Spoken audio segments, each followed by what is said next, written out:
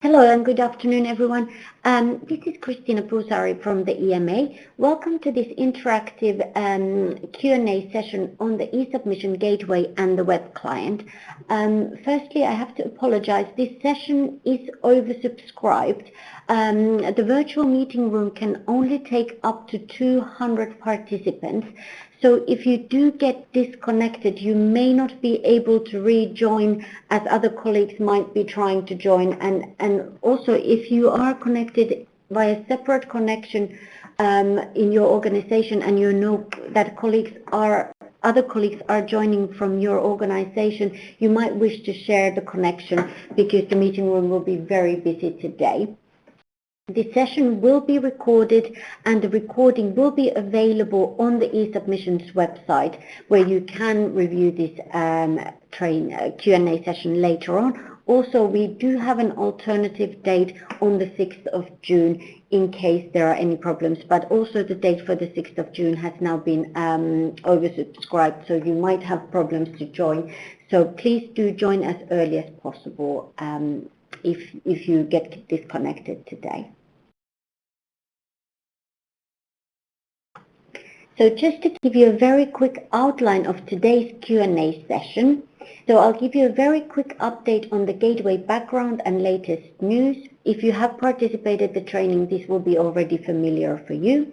We'll talk about the benefits of using the XML delivery file, what is the scope of this pilot, how to create the delivery file. Then I'm going to give you a demonstration of the system. We won't go into the level of details that we did on the training as such, but we'll look at the functionality. We'll talk a little bit about the file naming, how to include the delivery file in the submission.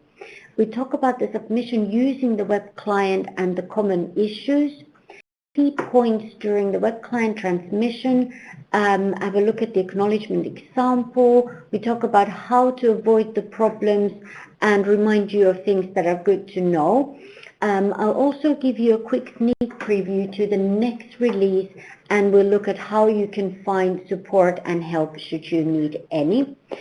This is an interactive Q&A session, so please do feel free to type your questions to the content pod, or you may also raise your hand and ask the question if you wish. So the eSubmission gateway and the web client are electronic submission channels that allow the applicants to submit documents supporting all types of applications for human and veterinary medicines to the European Medicines Agency, and this is securely over the internet. EMA is introducing the use of these XML delivery files for all procedure types following a successful implementation of the XML delivery files for all PSUR submissions. So if you have been submitting to us any PSURs during the past year and a half, you would already be familiar with the concept of the XML delivery file. These XML delivery files are replacing the file naming conventions for eSubmission gateway. Obviously, both the file naming conventions and the XML delivery files are used to provide submission metadata to allow automated feedback to the applicant on the status of the technical validation, on the status of the upload to the EMA review system, and sharing the submissions with the network via the common repository and the PSUR repository. The use of the XML delivery files is mandatory for all PSUR submissions since 1st of September 2015, and the use of the XML delivery files in mandatory way will replace the file names for other submissions over a period of time. So we are doing a staggered implementation. An updated version of the XML delivery file creation user interface will be introduced in around 1st of July 2016. A date will be published closer to that time, and this is done to comply with the updated ECTD EU Module 1 specification, which introduces the concept of the submission type and submission unit. The delivery files should be used for all submissions provided in ECTD following the new EU Module 1 specification from July 2016. So if you are already submitting using the new specification, you should then use the XML delivery files instead of the file naming convention. And you can use the delivery files also for other submissions that are provided in the previous version, the version 2.0, if you wish. The use of the delivery files will become mandatory for all ECTD submissions from 1st of October 2016, in line with the mandatory use of the new EU Module 1 specification. We are also starting a mandatory use of the gateway for all veterinary submissions, and that will start on 1st of January 2017. However, mandatory use of the XML delivery files for veterinary submissions will be communicated at a later stage. And we're also planning mandatory use for all PIP submissions, modifications and waivers, and that will be communicated later this summer. So what are the benefits of using the XML delivery files? Why should you bother? We are implementing this to improve and harmonize the submission process for all applicants. There's no need to use the cumbersome file naming conventions anymore. There's also no need to include the receiver and sender routing ID information in the delivery file. So this is now automatically detected when the submission is sent via the gateway or the web client. And this is one of the aspects where we've had quite a lot of issues in the past, where unfortunately colleagues have got the sender routing ID information incorrect, and you have then not received an acknowledgement. So this will solve that issue, and you will always receive the acknowledgement in future. There are always built-in business rules that guide you to make correct selections. The product selection is from an EMA product database or from Article 57 database, depending on the procedure type. We feel that the user interface is quite simple and hopefully it's intuitive. It should reduce errors, and in future it will be in compliance with the new EU Module 1 specification. So just to have a quick look at the scope of the pilot, I'm not going to go through all of these submission types, but basically we are replacing the file naming conventions with these XML delivery files for all submission types.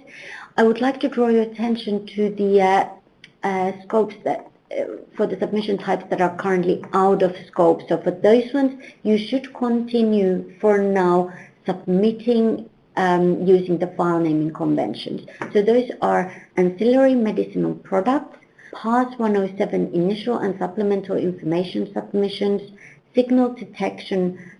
This is the EPID signal detection for non-centrally authorized products, clinical data for medicinal products, so the redacted and final versions, and supplemental information for nationally authorized products that are included in the work sharing procedure. And of course, other nationally authorized products, you would do the submissions via CES directly to the member states. So you would only use this system to submit NAPs for work sharing or referral procedures. Also, majority of the veterinary procedure types are in the scope, and currently out of scope for veterinary submissions are all types of MRL submissions and veterinary PSUR submissions, and these will be introduced at the later stage.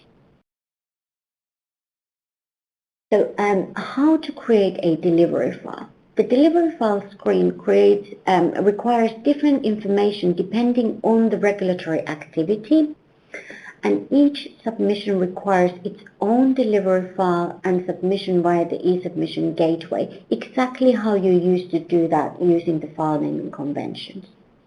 It's important to note that it's not possible to group ECTD format human submissions. In principle, there is no change for the submission rules. And it's good to note that the grouping, work sharing, and referral submissions are linked together using the relevant IGWS or referral numbers. So individual submissions are required for each product with individual ECTD lifecycle. And you can find more information on PSUR and PSUSA submissions for any other product, but those that are authorized under Article 58 from the PSUR repository guidance. So this is just to give you a quick overview of how the Create Delivery File screen looks.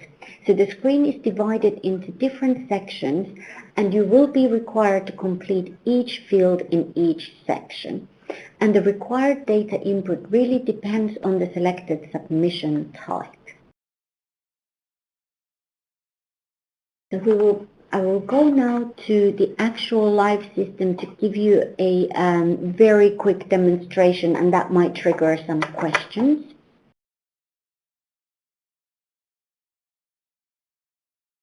Okay, so this is the live version of the eSubmission Gateway Delivery File screen. You can find the link from the eSubmission website. It opens as a default for the human submissions, but if you wish to submit a veterinary application, you simply click the veterinary domain. So if we go back to the human domain, you will select your submission type from the list. You can either scroll down the list or you can type, and the more you type, the more the selection filters. For example, if we select a variation type 2, we then have an option to select a single product or work sharing. Again, we have the possibility to select a centralized or national because this is a work sharing application. You will need to enter the sequence number, and then you will proceed to select the product. And again, the more you type, the more it's filtered. You may wish to also search by the product number. And again, the more you type, more the system filters. Then you will select the work sharing number for your relevant product, if applicable, and you proceed to generate the delivery file. When you generate the delivery file, it is given a unique name. So you can see it's called delivery, and then there's 9-digit number. You can save this delivery file.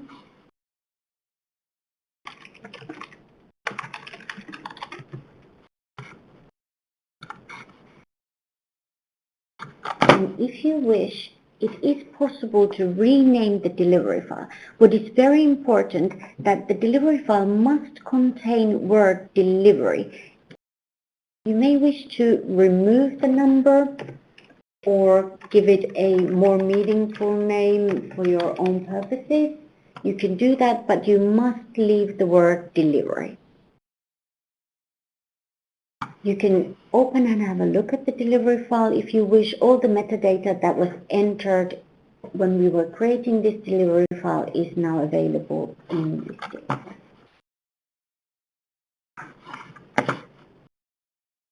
So if we go back to the screen, if you wanted to create a delivery file for a different procedure type, you can always reset the form at any time. Also, creating the delivery file doesn't do anything, so you could do this as many times as you wish. You can change the selection, you can redo it.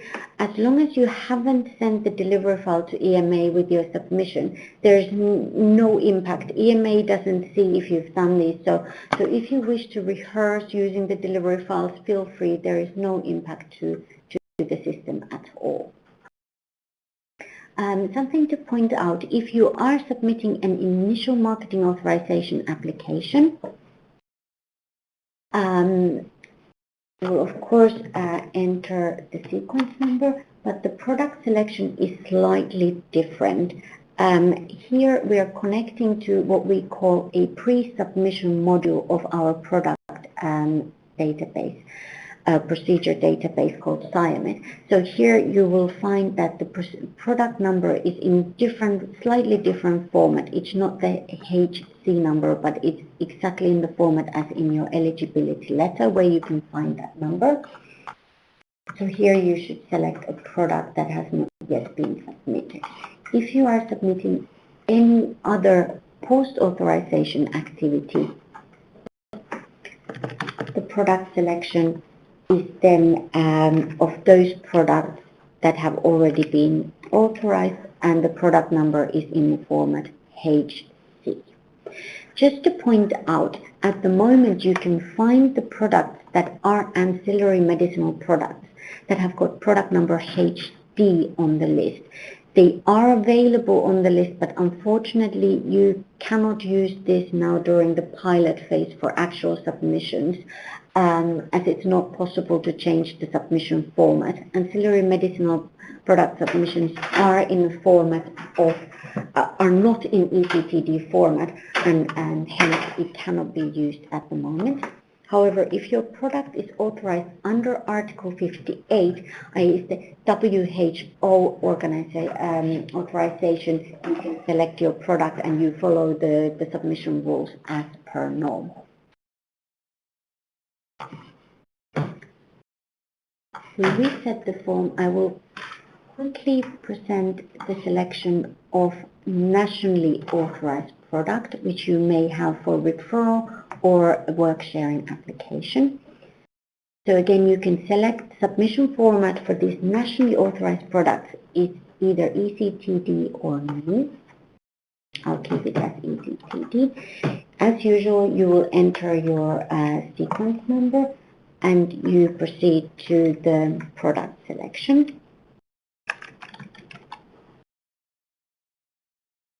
And this product selection comes now from Article 57 database, so it's slightly different to the previously seen product selection. So you select the product short name and then you extend the selection to select the correct presentation and strength of your product. Again, here you may filter and or search. If you wish to select just one product or one presentation, you tick here.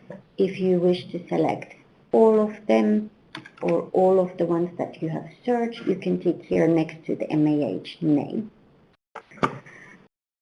And you proceed to select the work sharing number. So, there's a small error with this screen. If you look at the number, you can see that it also shows an EMA product number. This is a small defect in this release, but the work sharing number is still visible. So please ignore the part of the EMA number and just use the work sharing number. Select the correct work sharing number. This is something that we are aware of and we will be fixing for the next release. And then you can again proceed to generate a delivery file. If for some reason not all the products that you have a single eCTD lifecycle are included in this product selection here, you may repeat the step, but if you have multiple products that contain multiple products that have their own eCTD life cycles, you should not select multiple products and submit a grouped package. You must create a separate delivery file and create a separate submission for all your separate products that have got their own eCTD life cycle. That's very important to remember.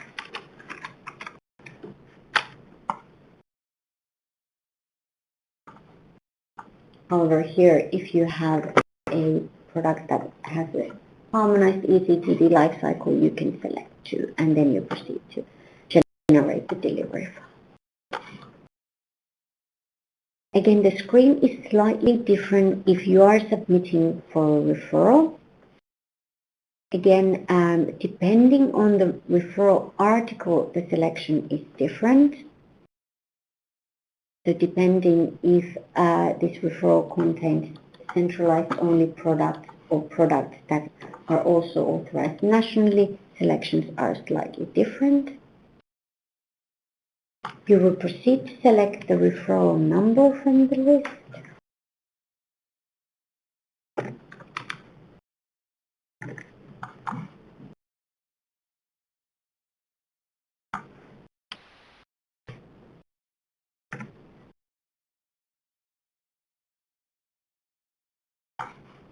Of course, you should always ensure that the referral article and the referral procedure that you select from the list match. It's very important. And then, of course, you proceed to select the centrally authorized.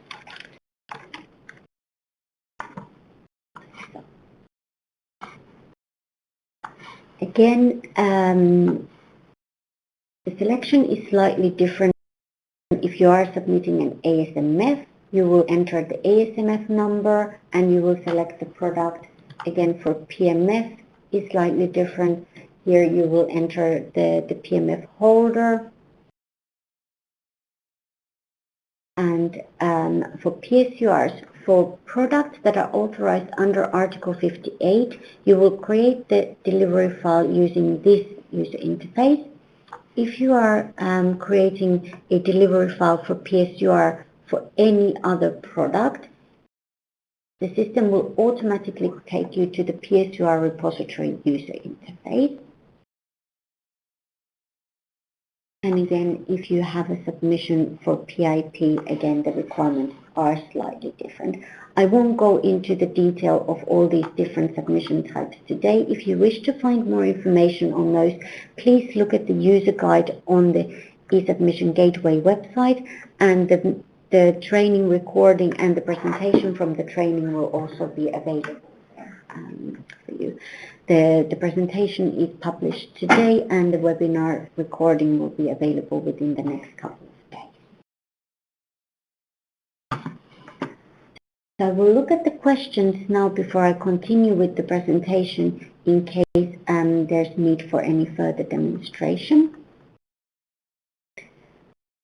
When are NAPs in work sharing procedures going to be included? NAPs in work sharing procedures are already included. However, what is outside the scope is submission of NAPs included in the work sharing procedures for supplemental information submissions. So we didn't have a look at the submission of supplemental information. So if I select supplemental information here, as you can see, the screen is very similar. Unfortunately, the selection of nationally authorized products for work sharing is not possible at the moment. So you're not able to select nationally authorized products for supplemental information. However, for just a normal variation, for example, type 1B for work sharing, national products are available. So it's just for supplemental information. It's not possible at the moment. And we are anticipating that should hopefully be possible when we release the next release, which should be in and around 1st of July, in early July. But we'll come back to you with the specific date. Is this applicable for MRP DCPs too? So if your product is authorized by MRP or DCP and it is included in a work sharing procedure that is handled by EMA, it's applicable. If it's just a normal MRP DCP submission that is not included in a work sharing with centrally authorized products, you should continue, in fact you must continue using CESP. This system is not replacing CESP. Why should I wish to rename the delivery file? You may be creating multiple delivery files for different products. So if you have, for example, a duplicate product and you're creating the delivery files at the same time for both products. So just to make sure that you're not accidentally submitting a wrong delivery file with your submission, you may wish to rename them. You don't have to. It's absolutely up to you. This is something that was requested as a change request when we first implemented PSUR repository. There was a request to be able to rename the delivery files.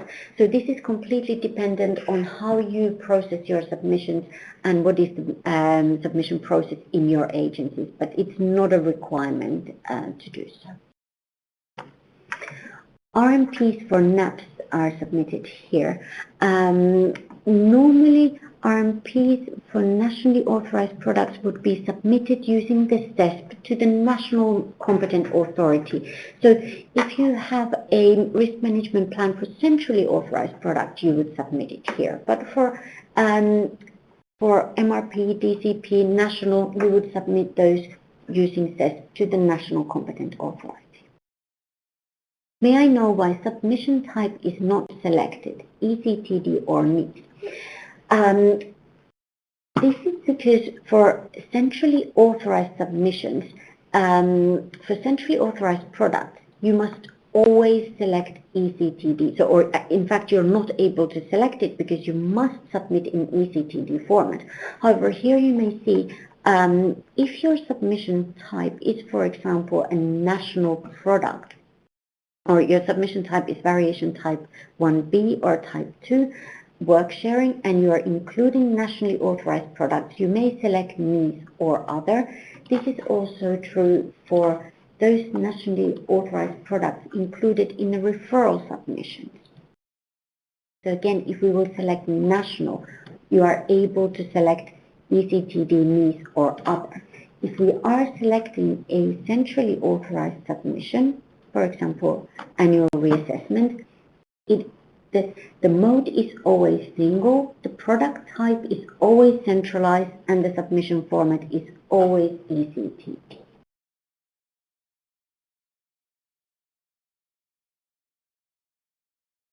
Is this only for centralized procedure?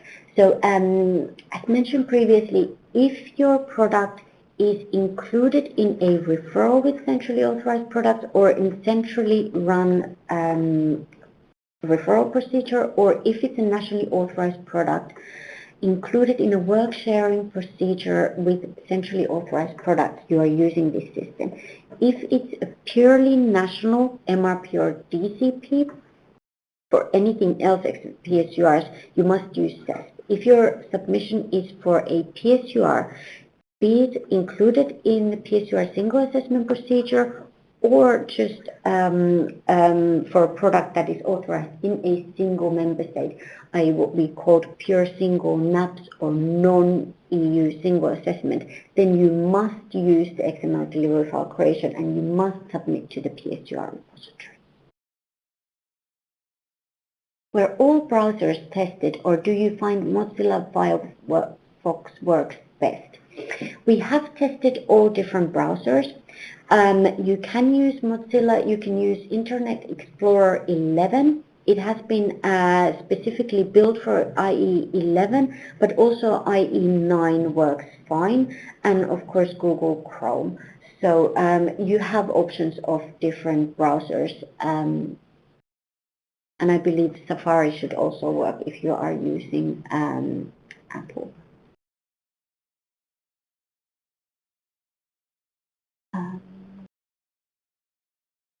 There's a question that says other in submission format. Rita, maybe you wish to clarify. I'm not sure what you mean by this question. Please, can you repeat how we could find the product name for initial applications? Sure. So if we look at the user interface, and if you have a human initial marketing authorization application, again, as mentioned, mode is single, product type is always centralized, and submission format is ECTD.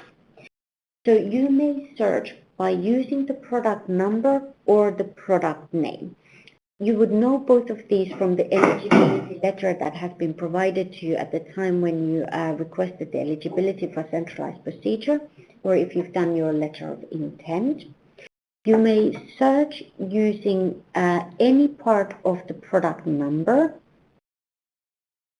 or any part of the product name. And the more you type, more the list is filtered. This is exactly the same way as you would search for a product that is already on the market, except there you may, if you wish to search by the HC number, here the number is in the format H. If you are submitting an initial MAA application for veterinary submission, again, the mode is single, product type is centralized, and the submission format is VNIS. Here you cannot search by name, you must search by using the product number. This is because of data protection for veterinary products, because there are no clinical trials for veterinary products. We cannot expand the whole list or show the name of the veterinary pre-submission product. So here you will select the product using the product number only. However, if it is any post-authorization activity for which you are submitting, you can then also search by the product name.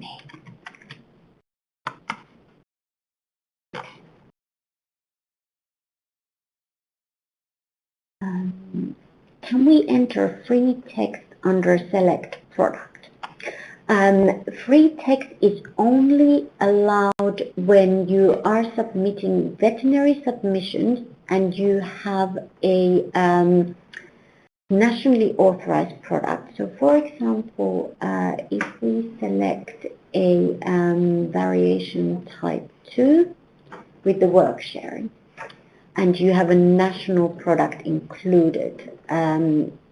Actually, no, even here you would select the centrally authorized product, but for referrals for nationally authorized products,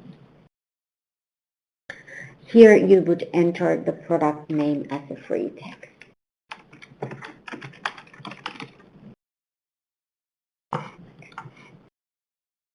But the product selection is always done using controlled terminology.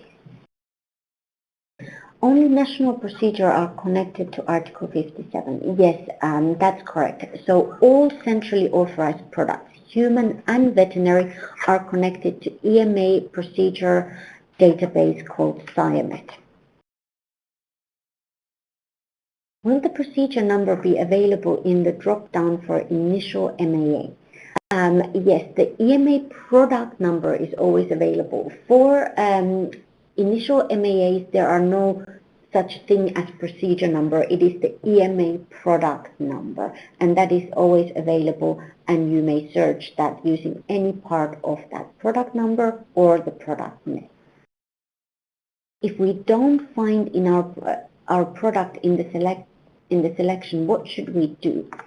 For centrally authorized products, it would be extremely unusual not to find it.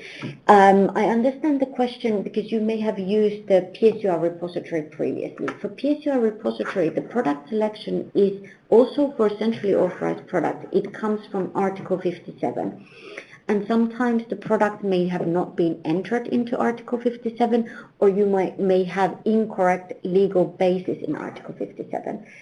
These are cases that cannot happen for centrally authorized products when the product selection is from SIAMET, because all our centrally authorized products are available through our own product procedure database. If in a very rare case, if there was a defect or an issue, you could not find your product, please contact EMA immediately via the EMA service portal and give us details which product you are trying to search, and we will come back to you as soon as possible. Will the DTD file for the delivery XML be posted to the eSubmission's website? The DTD file, I need to check that with my technical colleagues. At the moment, I don't think this information is available at the moment, but I will check this with my technical colleagues if it's something that we are planning to provide on the eSubmission website, and if that is the case, we will post that there. If not, I will include the updated information on this presentation when it's published. For NAPs not included in PSUSA nor PSUR work sharing procedure, what sequences should we choose when creating XML delivery file if these products have different sequence numbers? We're not concentrating on the PSUR submissions on today's Q&A session. However, if you are submitting a PSUR for what we called nationally authorized products, pure single NAPs. So if we go to the PSUR repository user interface,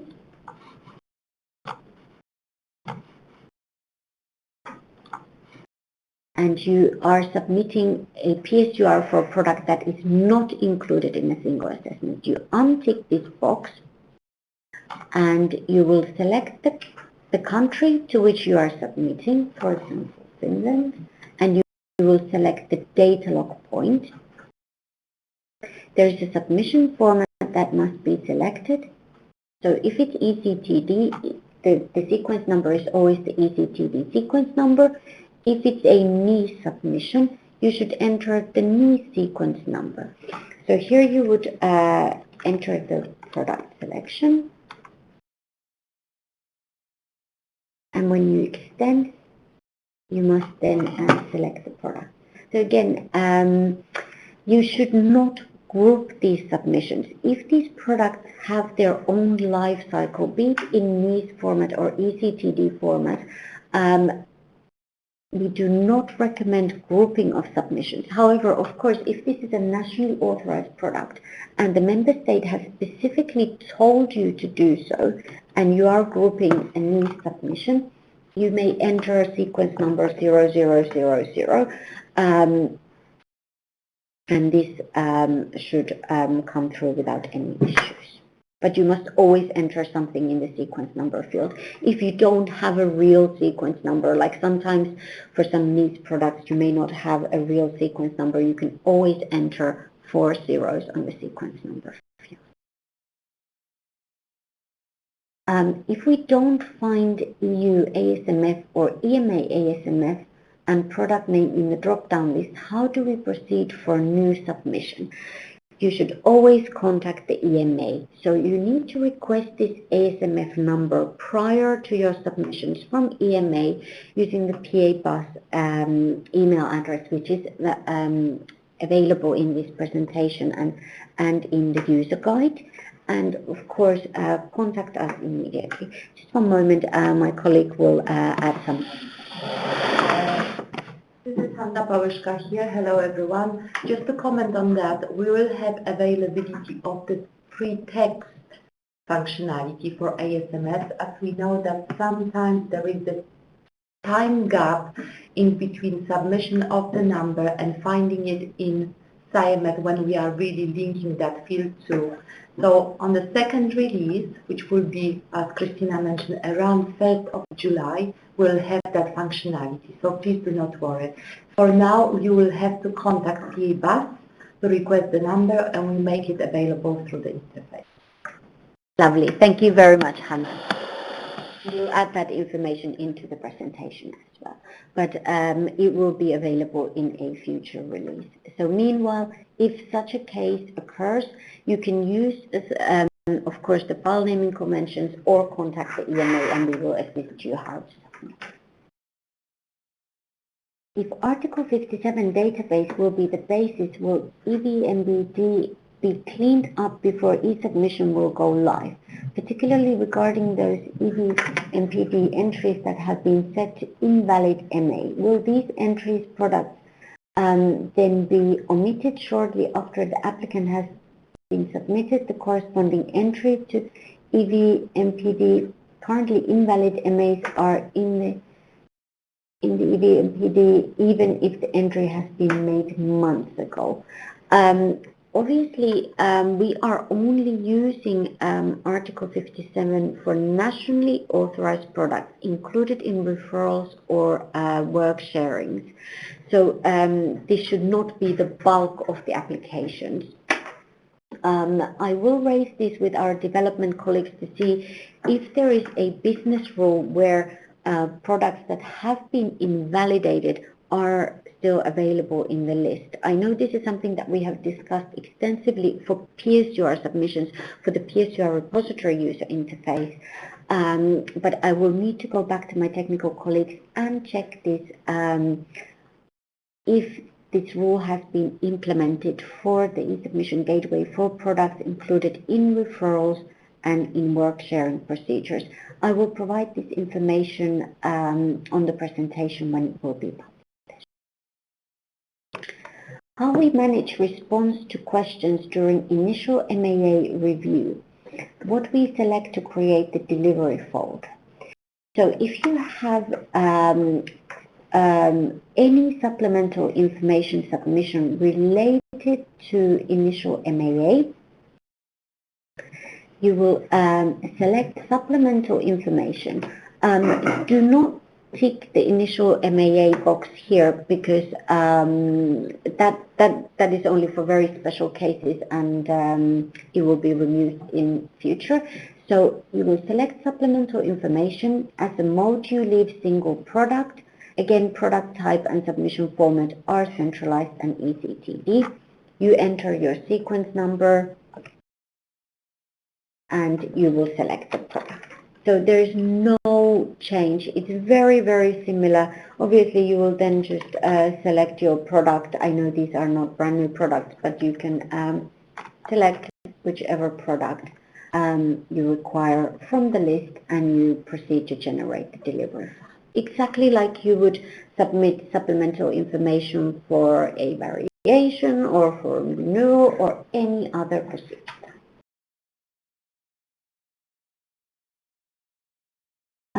Is it mandatory for NAPS, MRP, DCP?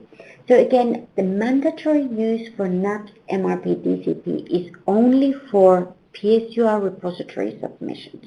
So if you are submitting a PSUR that is included in the PSUSA, PSUR single assessment procedure, work sharing, or any other PSUR that has been authorized nationally or through MRP DCP, you must use the PSUR repository user interface.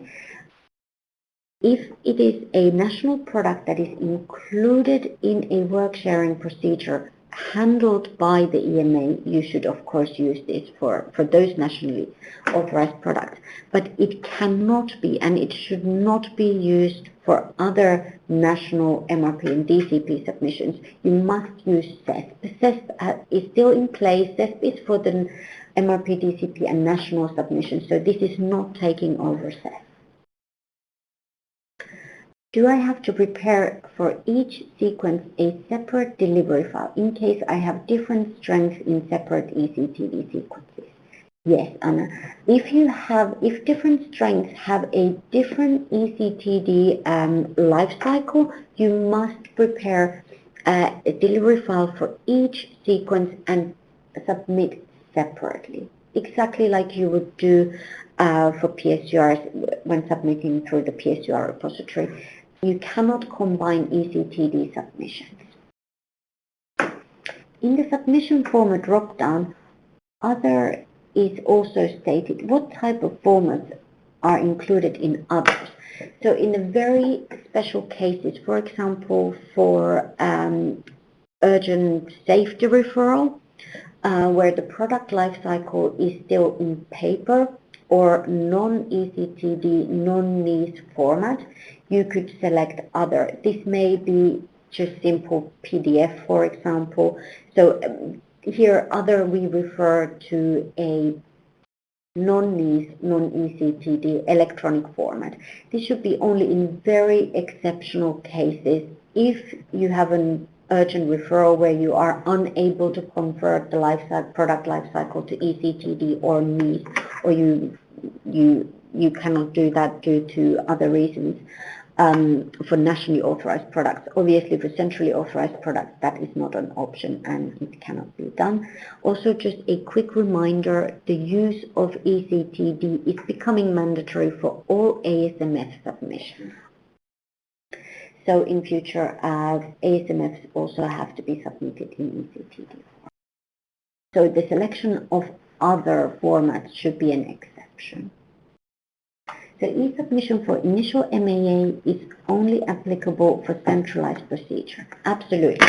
Yes. So if you have a submission for initial through MRP, DCP, or for national, you must submit directly to the relevant member state using CESC or whatever is the relevant mechanism to submit to the national competent authorities. Those submissions do not need to come to EMA and they cannot be submitted using the eSubmission gateway.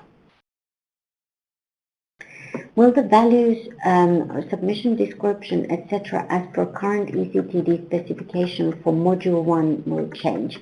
Yes.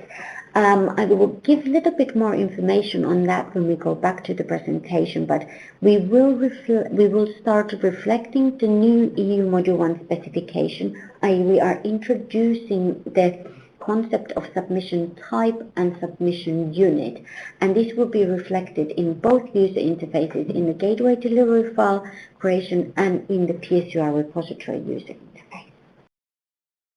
When application of PIP will become mandatory. At the moment, it's optional to use the eSubmission gateway and the web client for PIP submissions. We are planning to publish a statement of intent for mandatory use of the gateway for all PIP submissions. This is foreseen, the mandatory use is foreseen to start later this year, towards the end of this year. Specific date is yet to be decided, and the statement of intent will have all this information in it once it will be published.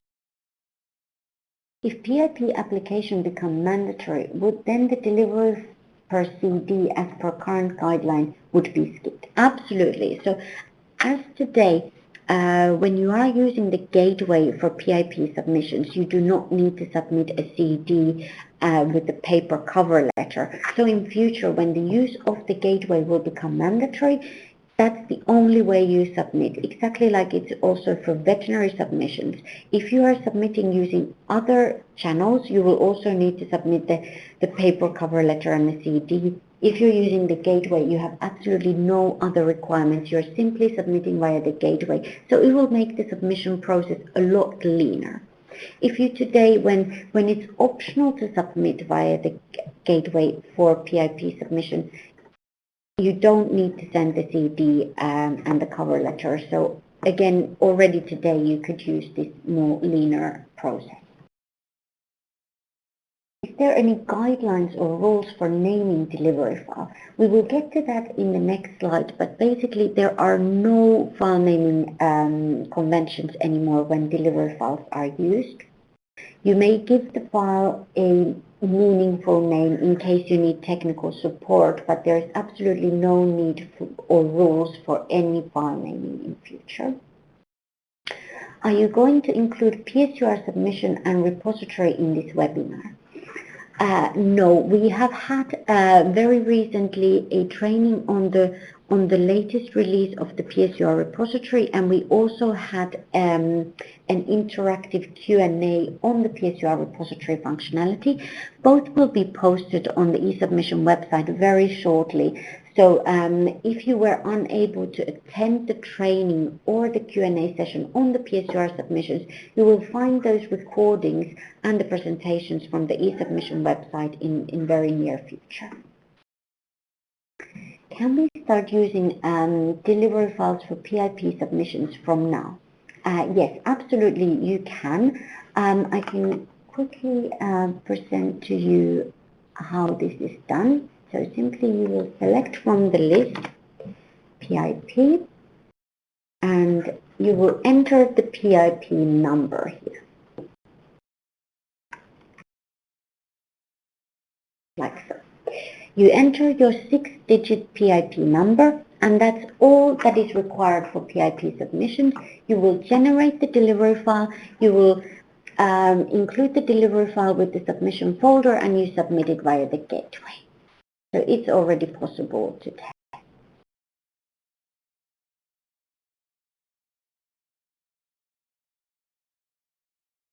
Does the delivery file replace the XML file generated automatically by the eCTD software we use? No, that would be a different XML file. What your eCTD software generates is the XML backbone for your eCTD submission. So that is completely different from the concept of the delivery file. This delivery file is used to provide metadata so that the submission can come through the eSubmission gateway. The information that is provided here will enable automation automated uploads into our review tool, and it will enable sharing of the submission via the common repository or PSUR repository if it's a PSUR submission. So they are completely different concepts, both using XML, but one doesn't replace the other. Would it be part of the submission tool prior clicking the send button? You will be able to review what you have generated.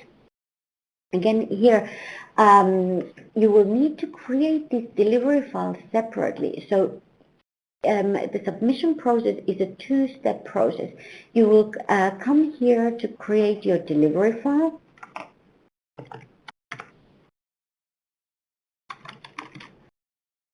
And once you have created this delivery file, this is not sending the submission. So this is only creating the delivery file. Nothing has gone anywhere if you are just doing this. Additionally, you will then need to log into the eSubmission gateway, and you will select the package that you have created. So you have created the XML delivery file, you have created a zip package that includes the delivery file and your submission sequence, and you will select that package and send it via the gateway. If you have any questions or concerns, you're not sure how to send using the gateway, there's a lot of information available on the gateway website where there are videos and there are very detailed user guides how to include this package in your submission. So the option to review the submission prior clicking send in Gateway, it's not there. Gateway is proprietary tool. We're using Axway Gateway, and that functionality is not today available through that tool. So please always ensure that you are selecting the correct package and you have included the correct delivery file in your submission package before you click send. We had an instance where we needed to submit a PSUR, both DCP and to EMA. We were faced with the issue of updating envelope for one sequence. We ended up creating two separate sequences for the same PSUR. Would you recommend another solution for such instance? Yes, absolutely. You should always submit exactly the same package to EMA and to the National Competent Authority. Naturally, now we've only got just over 2 weeks before the use of the PSUR repository becomes mandatory, which means that you only ever submit to EMA if you have a PSUR submission. So you no longer submit any PSURs directly to the member states. Even though if they have been authorized through MRP, DCP, or they're purely national, there should be no submissions to the member states. If within the next 2 weeks you are submitting a PSUR and you have an issue such as this, you should always submit exactly the same sequence to EMA and to the National Competent Authority, because basically, the National Competent Authority will be retrieving this submission from the PSUR repository and taking it into the life cycle of their product. So if they are different, that would cause life cycle issues for that product. Obviously, in 2 weeks' time, when the use of the repository is mandatory, this issue would no longer be relevant. But prior to that, please always ensure that you submit the same sequence. If we have already submitted the initial centralized procedure submission, can we now submit the responses through the eSubmission gateway? Absolutely. So you would have submitted the initial submission using file naming conventions. It's now possible to submit any supplemental information, be it validation responses, the responses, closing sequence, everything can be submitted using the delivery file. So that is absolutely possible. Also, you can mix and match. Even if you have used this for your first sequence, you can then use the file naming conventions for the next sequence and so forth. So it's not so strict before it's mandatory to be used. So absolutely, you can pick and choose when you wish to use this new XML delivery. Can a PSUR submission be grouped for several MAH within the same organization, different affiliates, or does each MAH have to create separate delivery? Now, this depends how your product has been authorized.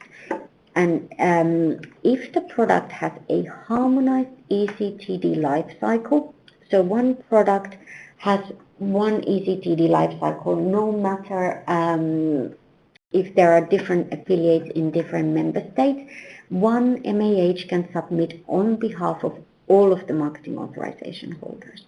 However, if these products have their own individual ECTD life cycles or even their own individual NIS life cycles, you can't create a grouped submission. You can affiliate these grouped submissions together, but you cannot create a grouped submission. But again, even if they have to be submitted separately, one MAH can make all of those submissions on behalf of the other affiliates. So there's no need for each marketing authorization holder to submit individually. If you have a group of affiliated companies, one of the companies can make the submissions on behalf of all of the other companies. What happens if you choose a wrong product name? So if you have selected a wrong product and you have not detected that and you submit using the gateway, one potential consequence is that the submission will fail depending which wrong product you have selected, because the submission will be automatically uploaded into our ECTD review tool. And if you have selected a product that doesn't yet have that same sequence number, it will automatically be uploaded under that wrong product. And then naturally, when we start processing the application on the business side, we will realize that this sequence doesn't belong to this product. We would ask you to resubmit using the correct product number. However, if that's incorrect product that you have selected already has that sequence number in the system does a check and it won't allow another sequence of the same sequence number for the same product, and the submission will fail. You will get a failure acknowledgement, and then you can proceed to resubmit. Common PSUR for the same product approved by a different procedure in EU. So it is a national in France with sequence number 0005. In NIS, national in Spain with sequence number 0008 in ECTD, and DCP sequence 0009 in ECTD. How can I submit the PSUR? Is there a possibility to subject a single PSUR to EMA covering the MAs via different procedures via different sequence number? No, here you must submit 3 different packages. So you create 3 different XML delivery files and you will perform 3 different submissions. However, in this case, you would always link them together using this functionality to group associated submissions. So here, if you select a procedure number,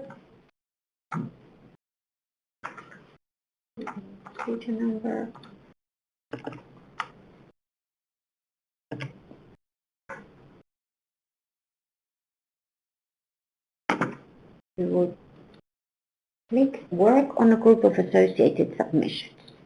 So you create a new group ID, So here you have the ECTD, you create the sequence. So let's imagine this is the product for sequence 5. Of course, this is not your real example. You would save the changes and you would enter your contact email address and you generate the delivery file. Save that. Perhaps you may wish to rename that delivery file so that you know that this is now for one of those 3 delivery files that you're creating. You will then keep all the other information the same, delete this sequence, go back to select the other product, again enter the relevant sequence number, save the changes and generate the delivery file. And again, finally, one of the products was in nice format. You repeat this step. Again, this procedure doesn't have nice, but of course this would behave differently when you are using your real example. But just to demonstrate, this is how you use your group of associated submissions. So you associate them together if they include the same PSUR document. So you have created one PSUR document that covers all those different products, but you have to create separate submissions, but you want to link them together. This is the way to link them together.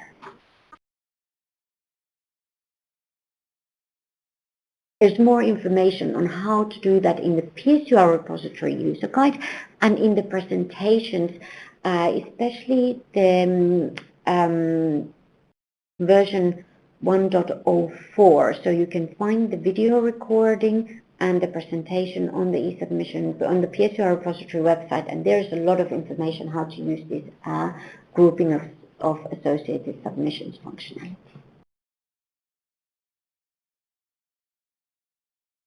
Can we copy a previously created XML delivery file and change certain information within the file? For different strengths, may be easier than creating several XML delivery files from the website. We would advise against doing that because there are built-in business rules that guide you to do a correct selection. Of course, if you are working on a very large PSUSA procedure for which you have hundreds of products included, you may wish to do that. And it's understandable. You may have submitted the initial PSUR and then you come to submit supplemental information. You can do that, but obviously there's a risk that submission may fail if any information related to those products or that procedure has changed. But you may wish to do that. But for other submissions, when we're talking about submissions for centrally authorized products, the user interface is quite simple. It is quite quick and easy to select the products. Again, if you have a work sharing procedure that contains huge number of nationally authorized products, it may be easier, but we would still recommend always creating a delivery file from the scratch, just to ensure that there are no errors and there are no failures at the point of submission. If a product is not included in the URD list for PSUSA until 2017, how does the marketing authorization holder submit the PSUR when the RMS has requested annual submission? Okay, so here in this case, you would go to the PSUR repository user interface and you would untick this box. So it is not related to the single assessment. If the product is not in the URD list and the reference member state has requested you to submit, you will simply select the relevant member state from the list. You will select the country who requested this submission. You will enter the data log point. You select the submission format and you proceed to select the product. Exactly as you would for any other product PSUR that is not included in the PSUSA single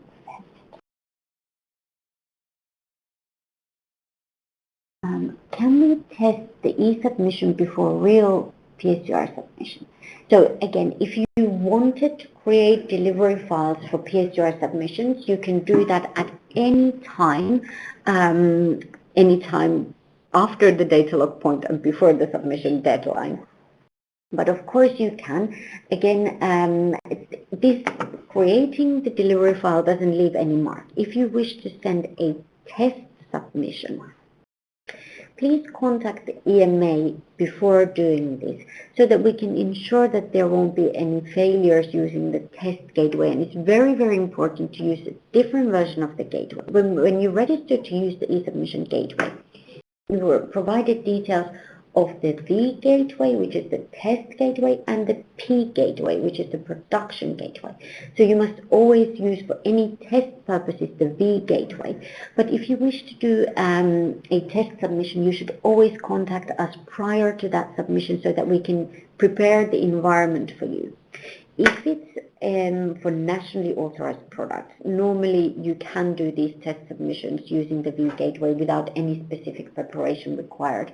For centrally authorized products, we may need to prepare the environment. But it's good to contact the EMA prior to any test submission. Would it be possible to also generate and submit XML Annex 1 for the RMP via this tool? For risk management plans for centrally authorized products, you can submit using this tool. So if we go back here, so you will select RMP.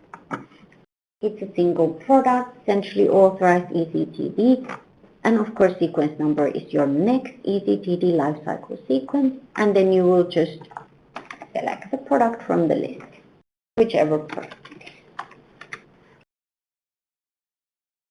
And you generate it.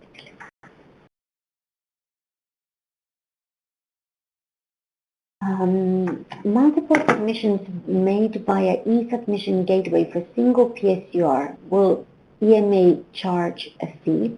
Well, there is never a fee for the submission of the use of the eSubmission gateway. If you are referring to the pharmacovigilance fees related to PSUR submissions, and you have a PSUR submission for non-PSUSA procedures, so this is a procedure outside the single assessment, the fees are not they are not handled by EMA. They are handled by the national competent authorities. So if you have any fee-related questions related to the products that are not on the URD list, please contact your national competent authority. EMA do not charge a fee for these submissions or for these PSURs, and EMA never charges a fee for use of the gateway, but of course procedures do generate fees. What PIP exactly means? PIP is a pediatric investigation plan. So you might have the original PIP, or you might have a modification to the pediatric investigation plan, or a waiver for a pediatric investigation plan. So if you need more information, what is a PIP, you can find information from the EMA website on the PIPs and all different procedure types. Will I still need the delivery file for national submissions to CESP? CESP is a completely different system to the eSubmission gateway. What we are introducing here doesn't affect CESP at all. So CESP has its own delivery files and its own submission process. So please do not confuse submissions via CESP and via the eSubmission gateway. The eSubmission gateway is a tool to submit to the EMA, and it's used mainly to submit for national, for PSURs, for national, of course, but in addition to that, all centrally authorized procedures, anything that is handled by the EMA is used for, is submitted via the eSubmission gateway. CESP is used for nationally authorized submissions, except PSUR. In your presentation, I have read an updated version of the XML delivery file creation user interface will be introduced around 1st of July to comply with the updated EU Module 1 specification. Does it mean that you will provide us with the new link? Well, the same link will have the updated version when it becomes available. We will naturally provide information when this new release is coming available. There will be training, there will be interactive Q&A session, there will be a lot of information, so we won't just change the user interface. We will tell you when it changes, but it will be the same link that will work, but there will be the system will look slightly different. But I will show you a screenshot of that before we finish today. Is there any guideline or rules for naming the zip file? No, there are no file naming conventions, but we'll go back to that in a minute. Please advise whether we have to continue the sequence for ASMF submissions for different applications, or we have to create a new sequence for every application. There are no changes for the ASMF submissions as such, so you should continue submitting ASMF exactly how you've done previously. We're only changing from file naming convention to a delivery file. This does not affect how you submit your ASMF submission or the content of your ASMF submission package. Does the sender must be authorized person to communicate, or it can be any regulatory managers provided delegation was provided? Yes, it can be anyone within your agency. You have the registration for the eSubmission gateway. We do not check who has used the eSubmission gateway within your agency. Obviously, you may only allow access to eSubmission gateway to certain personnel, and but EMA does not check that. So that is your internal company policy. If we submit ASMF amendment, what should we select, variation or new? You will select for ASMF any updates, you will select ASMF, and you will just enter the ASMF number and the product name. So here you cannot indicate if it's the initial ASMF or if it's an update to the ASMF. When we implement the next version, which will reflect the changes in the new EU Module 1, then you will be able to select ASMF and to indicate if it's the initial or responses or a subsequent sequence. Here you simply select ASMF for any subsequent ASMF submissions, exactly like you would do for any subsequent referral submissions. There's more information available on this on the user guide. XML delivery file created which covers different sequence of needs for single PSUR. Can we submit the same XML file repeated for submitting to EMA or a different submission in each sequence?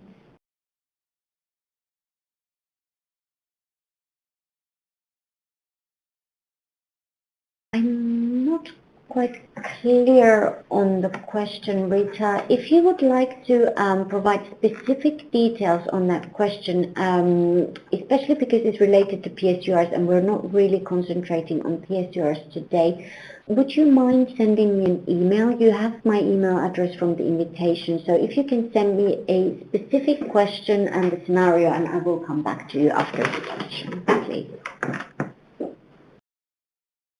In case a failed submission, it is obvious that a submission cannot be processed, failed upload. Is it possible and allowed to reuse the same delivery file again, or is it necessary to create a completely new delivery file?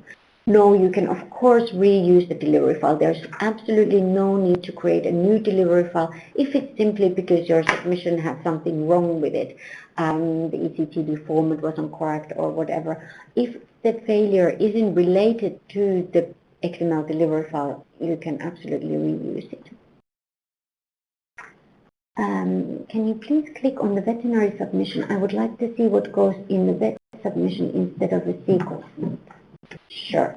So with the veterinary submissions, you have, if we select, for example, a renewal, there is nothing instead of a sequence number. If you have been using the eSubmission gateway with the file naming conventions for web submissions, you would have had to include a date or something in the section of the file naming that would normally be used for sequence number.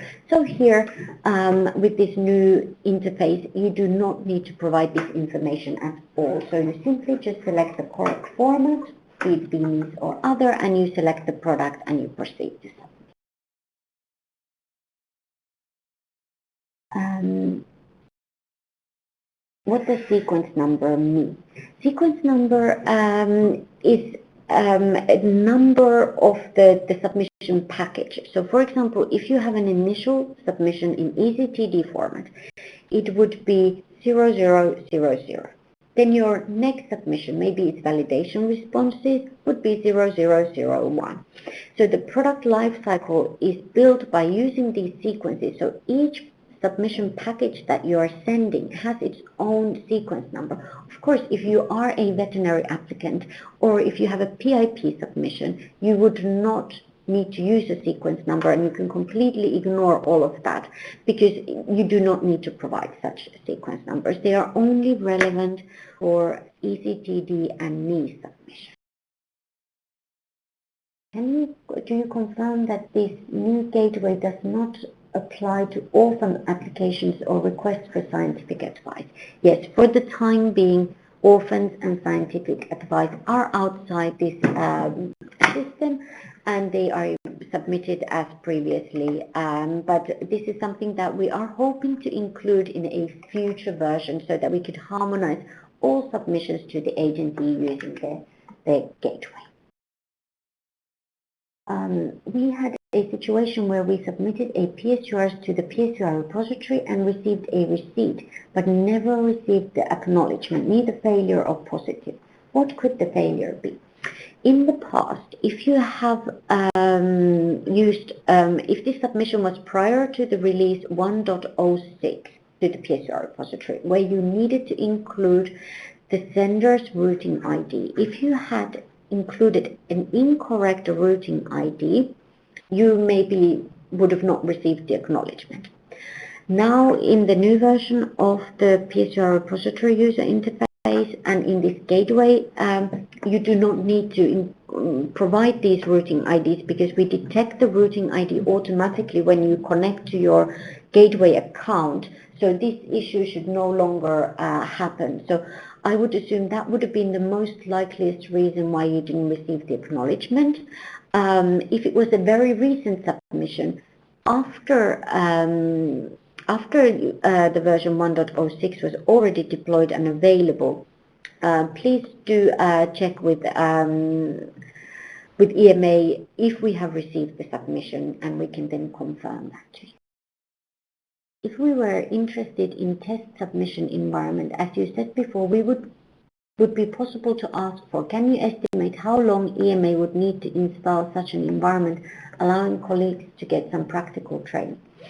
So normally you already have the, when you have registered to use the gateway, you will have received the connection details for the test gateway. Normally it's fairly quick to prepare for test submission. So it really depends if this is related to centrally authorized product or nationally authorized product, if it's a PSUR or a different type of submission.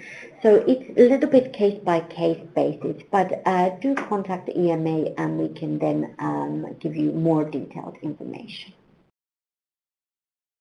So we now have 10 minutes left, so I will go back to the presentation. So you've had very good and very interesting questions, and hopefully we have been able to address most of them. Let's go back to the presentation, and hopefully this will answer the rest of your questions. So for the file naming conventions, the submission metadata is provided in the delivery file. So the package should have a meaningful name, but the file names are not validated. There are a few examples here that you may use, but you don't have to. It's absolutely up to you how do you want to name your package. Now, if you want to call it submission, you can call it submission. We're only using this for archiving and technical assistance query. So it may help if you have sent 3 submissions and they all called package. It might be difficult to identify which package had the issue. So that's the reason why we recommend a meaningful name, but it's not mandatory. Also, if you want to include more information, such as responses, or use the old file naming conventions, you absolutely can. But please do note that don't rename, or it's still important that sequences or the submission itself has a meaningful name. You must follow the ECTD or NIST or VNIST guidance to give the submission sequence a name. That's very important. So how to include the delivery file in the submission?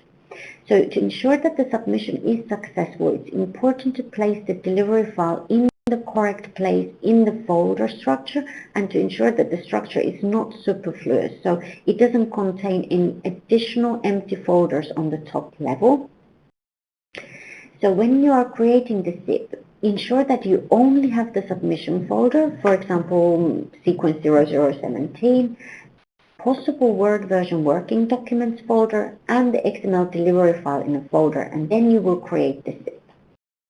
And it's good habit to check that the zip only contains the submission folder and the working documents, if relevant, and the delivery file, and it's not placed inside another folder. If it's placed inside another folder, the submission will fail. We cannot detect the delivery file there. So it's important to ensure that the submission is of the correct structure. And you can rename the zip if you want. Just give it a simple meaning. So how do you include it in the submission? So here is a screenshot how to create it. You obviously need to ensure that the delivery file is placed on the top level folder in the same level as the submission folder. So here, if you have a submission, for example, here we have an initial submission 0000 and the delivery file, you create a zip. So you can use any open source zipping tool. Here I've got an example of just using a normal, sending it to the zipped folder, and then this is the zipped folder that should be sent. So you will select this package from your gateway when you are submitting that.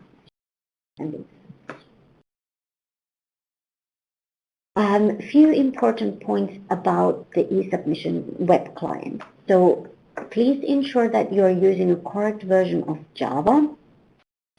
Ensure that you have created the delivery file and inserted inside the zip package, and log into the gateway. So your logon credentials were supplied with the communication when you registered to use the eSubmission gateway. So your user ID is always this eSub, and then your code that you have selected, and -admin. So previously you might have entered this login user ID as your routing ID, and then you would have not received an acknowledgement.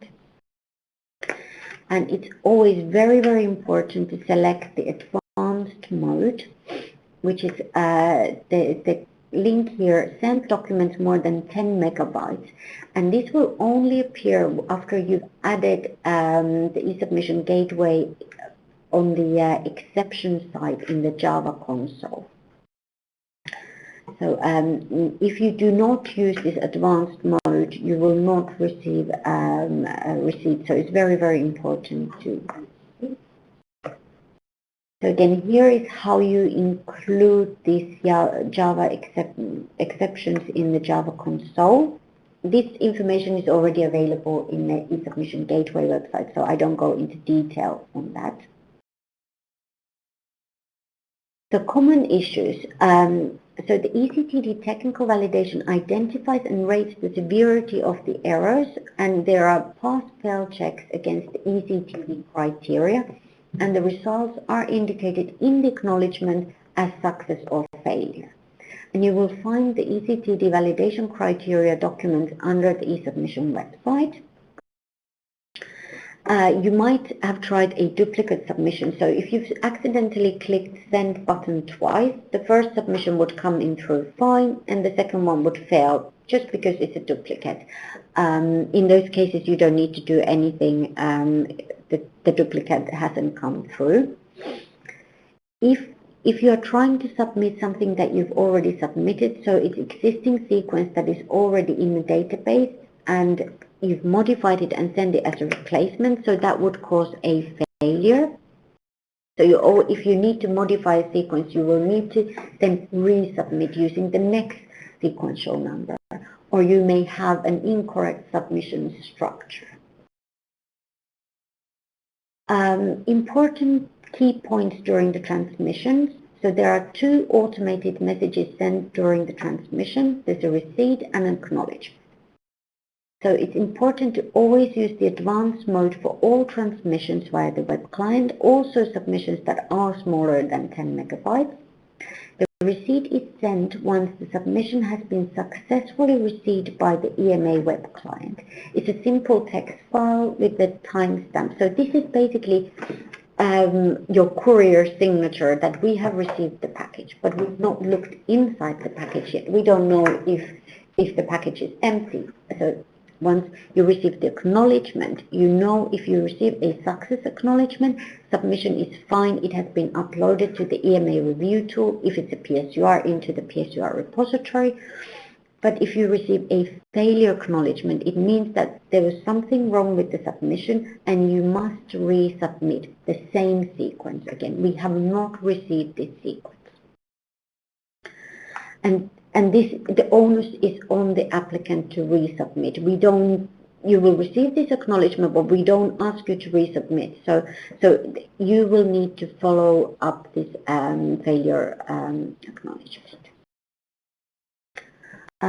Depending on the submission size and the web client gateway queue, both the receipt and acknowledgements can take anything between 5 minutes and 24 hours to get back to the sender.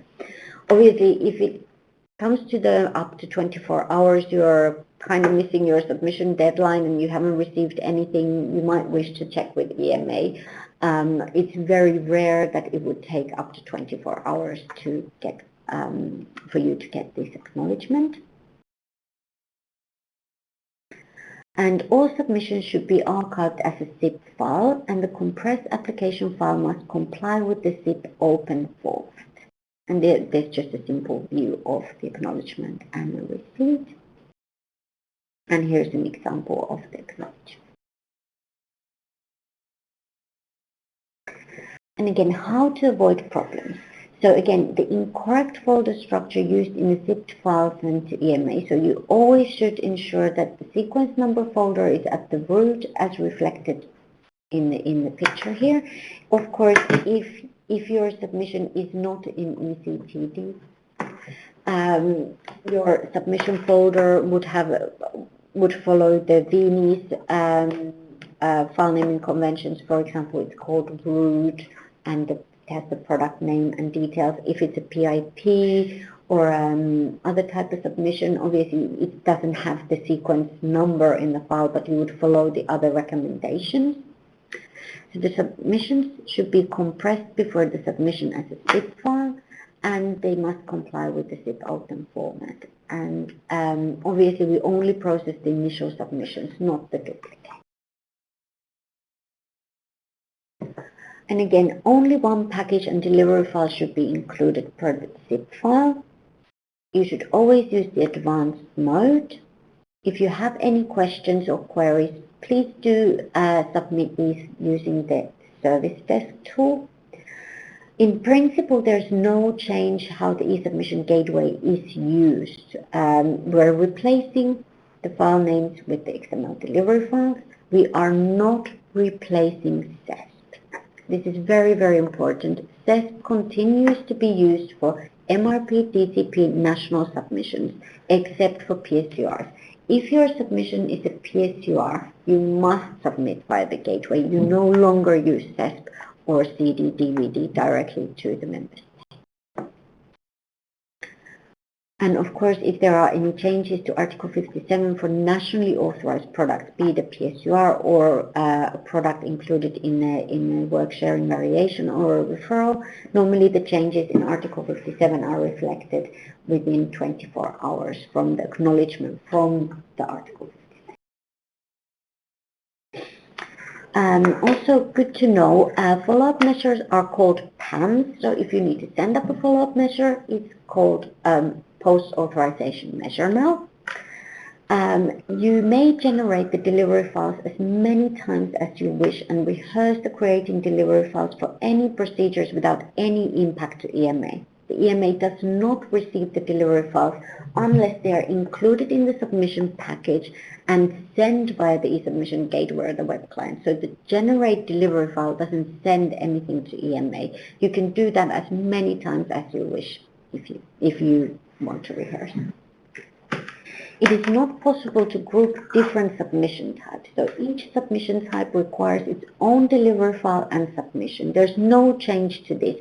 So you can't send as a variation and a renewal in one package. You have to create two separate delivery files and set two separate deliveries. This is not because of the tool. This is because of ECTD product lifecycle. So just to give you a very quick sneak preview to the next release. So this will come out early July. We will confirm the dates later. So we are introducing the concept of submission type and the submission unit. Here is a simple example of an initial submission. So the submission type will, instead of being initial MAA, will be MAA, and the submission unit will reflect if it's your initial submission, which would be the sequence 0000, is it validation responses, consolidation, closing, reformatting. There are different options. More information you can find from the EU Module 1 page on the eSubmission website. And here's the screenshot of the new user interface. So you're the first ones to see it. So this is how it looks. So very, very similar. But we have added some new additional submission types here. For example, you can see the type 1AIN, which has been added into the EU Model 1 specification, and the list of the submission units. Of course, not all units are relevant to all procedure types. So again, this list varies depending what is relevant for your submission type. And here, just to give you a quick view of the list of all the different submission types as per the updated EU Module 1. And of course, there are submission types that are not from the EU Module 1, such as signal detection for EPID, for non-centrally authorized products, pediatric investigation plans, and such application types that are only done for EMA. And the supplemental information will of course disappear completely because this new submission unit will replace the supplemental information. So if you have, for example, a variation or an ASMF or referral, you will select that as your submission type, and then as a submission unit, you will select one of these values. So no more supplemental information in future. So just quickly to finish, I know we're a little bit over time. Apologies for taking so long. So this is the link to the eSubmission Gateway website where you can find all the information, the user documents, the multimedia tutorials, training dates, etc. And of course, if you need any help, we have now harmonized all contacts should be submitted to the EMA service portal. So you need to register to use the portal, and then you can follow your queries online. Again, some links for additional information, and thank you very much. Meanwhile, we have received some more questions. If you do have time, please do stay online. I will answer these questions, and if you do not have time, you can then look at the presentation once it's made available on the eSubmission website, and the recording will be available there as well. So let's see where.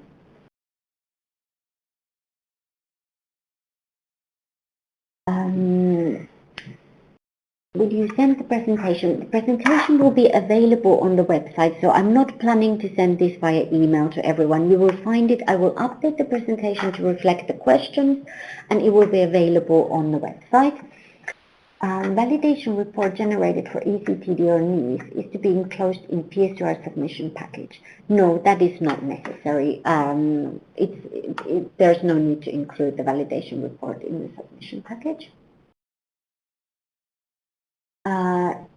Test validation environment. Would there also be success or failure acknowledgement? If not, does it mean that the setting more than 10 megabytes was inactive? That if you have submitted a test submission and you didn't receive any acknowledgement or receipt, it may be that you haven't changed the security settings to enable submissions more than 10 megabytes, and that would mean that you won't receive this receipt. Is WinZip preferred? No, any zip open format is acceptable. When can delivery file be used again and when not? Well, normally we do not recommend reuse of a delivery file. If your submission has, however, failed because of failure in the submission package, say your submission structure has been superfluous, you've had an empty folder there, of course you can reuse the delivery file. The issue hasn't been in a delivery file. If there's an eCTD technical failure, you can reuse the delivery file. If you have accidentally entered wrong information in the delivery file, please don't reuse that. So just if the failure has nothing to do with the delivery file, you can reuse the delivery file. What happens if the advanced mode, more than 10 megabytes, is not turned on? Will I then not receive successful acknowledgement if this mode is not activated? Will it be processed? It's possible that the submission comes through absolutely fine without any issues, but you will not receive a receipt.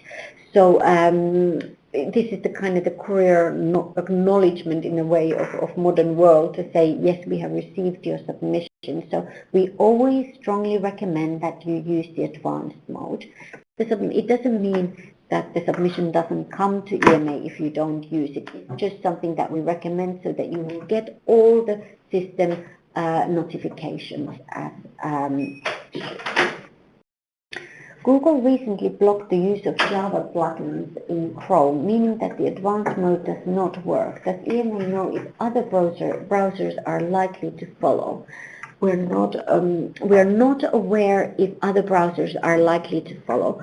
This is something that we have made a change request to our gateway tool provider Xway already a year ago. And we are constantly reminding Xway that they must change this because our customers are having issues because of this Java plugin issue.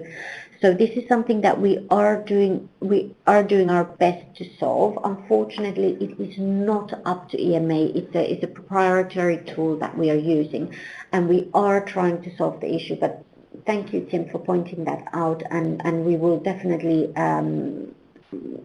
make that into Xway's attention as well. Internet Explorer is the best for working with EMA. Tomasz, no, you can use any browser.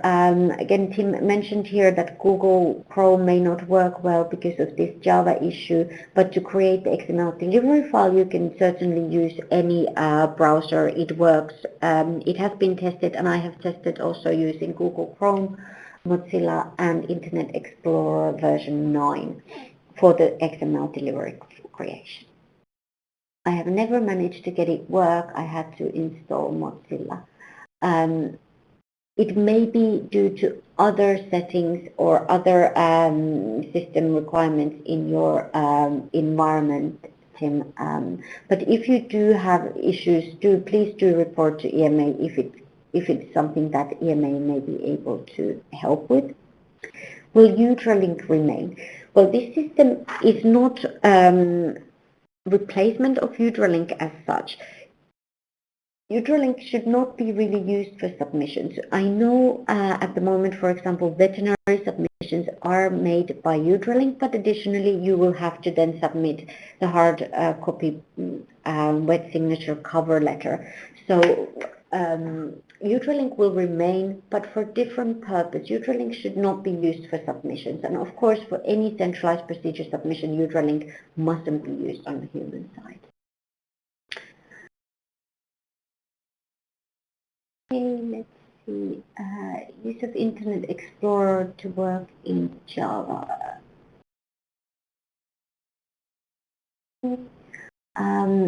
Will a new universal unique identifier UUD attribute introduced in EU Module 1 be reflected in the delivery file?